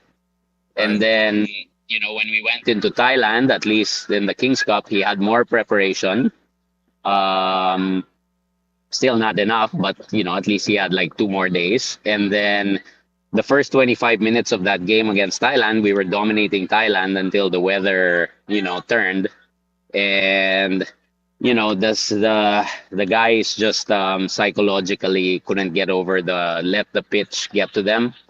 And so mentally, which is a concern that Albert had, because mentally it was we just lost focus and concentration. Let the field frustrate us, and then it just took we basically stopped playing the way Albert wanted us to play. And so we ended up losing against Thailand, but the boys bounced back quickly against Tajikistan, and we got the result against Tajikistan. So yeah, finishing third, of course, in the King's Cup, partner. And partner, the Ascals are preparing actually for a big tournament. Exactly. Based on what Freddy said, it's the Ascals team is really a very promising team. Given the fact that they performed well in several competitions, but whether we accept it or not, the romance of the previous ASCAL has a little bit died down. How would you revive the popularity of the ASCALs during the time of Phil Young-Husband and the other players composed of during that time with this current composition of the ASCALs team? Well, I think football in general, our job is to entertain. It's not just to get results. Our job as well is to entertain the public. So with this new philosophy, we feel that, and with all these, this core group of really young players that are on the team now, which Coach Albert wants to keep for a while, and more new players coming in. I mean, we have players like the Marcanic brothers coming in soon. We have Joseph Mackay, who plays in Norway. He's coming in. Randy Schneider is looking, we've been talking to him about coming in as well, and hopefully he comes in soon. Nathan Grimaldi from Australia. So there are a lot of young, exciting players that we're looking to bring in as well to, to help lift the level and of this core group of young players. But we feel with the mix that we have, these really good young players like Santi Rublico, Sandro Reyes, Bjorn Martin Christensen, Zico Bailey, along with veterans like Manny Ott, Amani Aguinaldo, Kevin Mendoza, and others.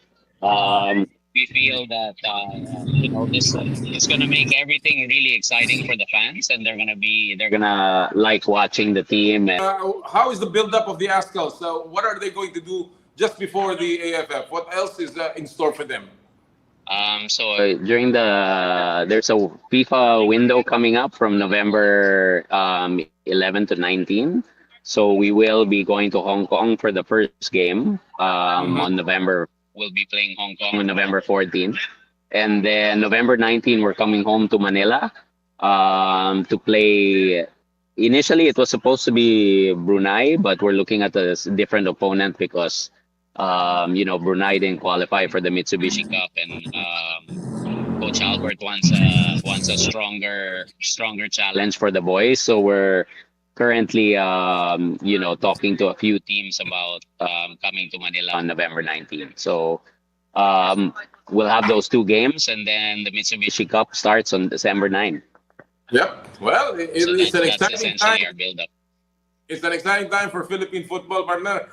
Before I let you go, Freddy, I know you're very busy there in Turkey, and we wish you all the best. But before I let you go, you're in the job almost about 10 months into the job as the new management of the Philippine Football Federation, together with the president, of course, Mr. John Gutierrez.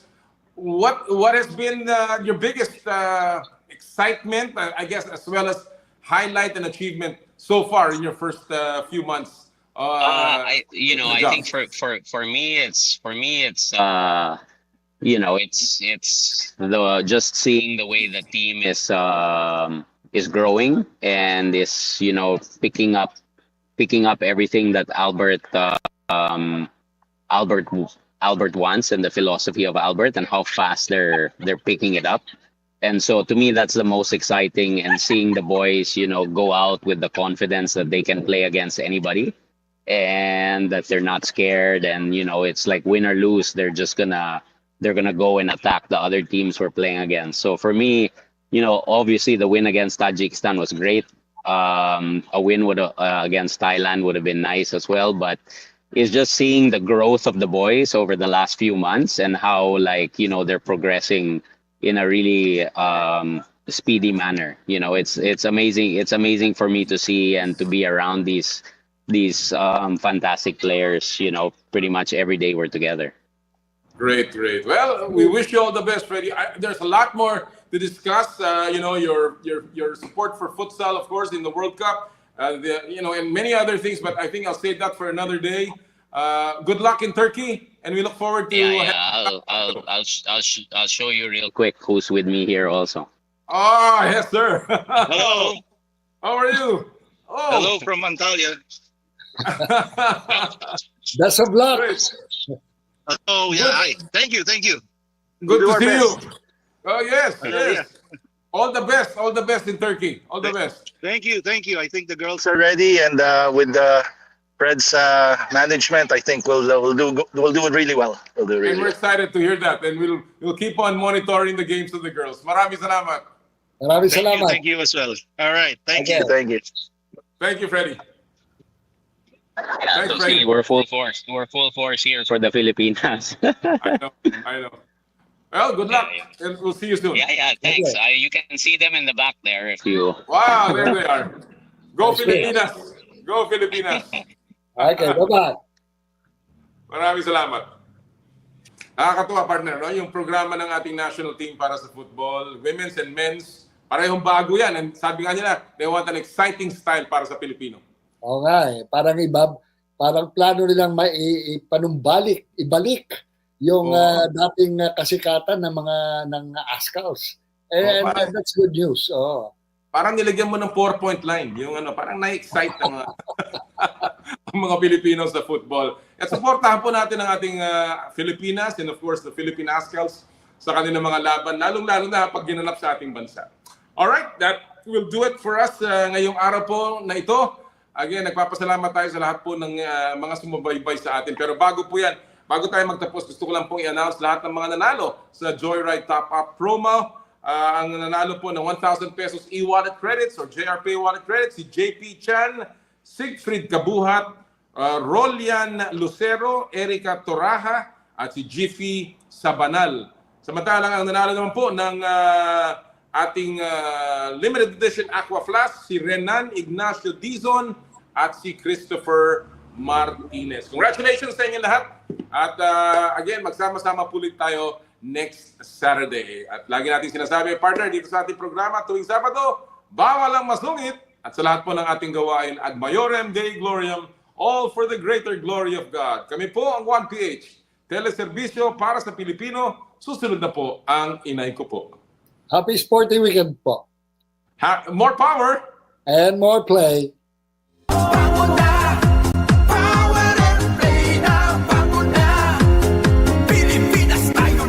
Sa kapwa ko Pilipino, ipagmalaki ang galing na meron tayo.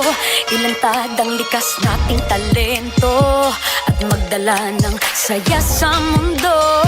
Sa harap ng pagsubok ay di susuko, para sa pangarap tayo'y porsigido. Magpakitang gilas na at magpapatalo, ipag-iwang natin ang Pilipino. Yan ang Pinoy. Mula noon at hanggang ngayon, talento natin ang bida. Mula Mula sa simpleng bakuran hanggang entablado natin ipakita. May pagsubok man ng Pinoy, pinalalakas ng saya. San man tayo sa pulo, Chumbe, Sibay, Lakay, Amiga.